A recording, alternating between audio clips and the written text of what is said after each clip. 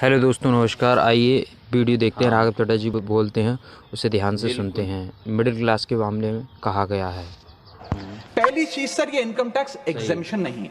Exemption होता है जैसे एक सोर्स ऑफ इनकम पर इनकम टैक्स लगे ही ना, जैसे कि इस देश में एग्रीकल्चरल इनकम, खेती बाड़ी से जो कमाई होती है उस पर कोई इनकम टैक्स नहीं लगता। ये वो नहीं है। ये टैक्स डिडक्शन भी नहीं है। टैक्स डिडक्शन होता है कि फर्ज करिए आपने साल में 15 लाख रुपए कमाए, इनकम टैक्स डिडक्शन आपको 12 लाख रुपए की मिली, तो 15 घटा 12, 3 लाख पर आपको इनकम टैक्स देना पड़ेगा। ये टैक्स डिडक्शन भी नहीं है, ये टैक्स रिबेट है। यानी कि 12 लाख तक अगर आपने पैसा कमाया साल में तो आपको इनकम टैक्स नहीं देना, लेकिन जैसे ही 12 लाख से ज्यादा, फर्ज करिए आपने 12 लाख 1,000 रुपए कमाया, तो पूरे 12 लाख 1,000 पे आपके स्लैब अनुसार आपसे इनकम टैक्स वसूला जाएगा।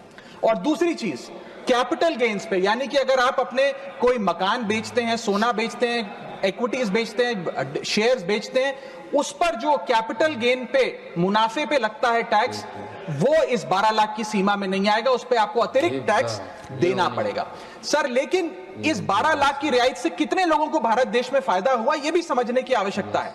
हम 140 करोड़ की आबादी वाले देश में रहते हैं, जिसमें मात्र 8 करोड़ लोग इनकम टैक्स की रिटर्न भरते हैं, और इन 8 करोड़ लोगों में से मात्र 3 करोड़ लोग इनकम टैक्स भी भरते हैं। यानी कि 8 करोड़ लोग इनकम टैक्स की रिटर्न भरते हैं, 5 करोड़ लोग जीरो इनकम दिखा के अपनी इनकम टैक्स की रिटर्न भरते हैं, जीरो टैक्सेबल इनकम, और उनसे कोई इनकम टैक्स नहीं वसूलती। लेकिन जो बाकी 3 करोड़ बचे, मात्र वो ही इनकम टैक्स भरते हैं। तो किन लोगों का फायदा हो रहा है, ये भी समझने की आवश्यकता है। और इसका मुकाबला आप करिए सर, सीएमआई का डेटा बताता है कि इस देश में कंजम्पशन के आधार पे 43 करोड़ इंडियन, 43 करोड़ भारतीय भारत की मिडिल क्लास में आते हैं।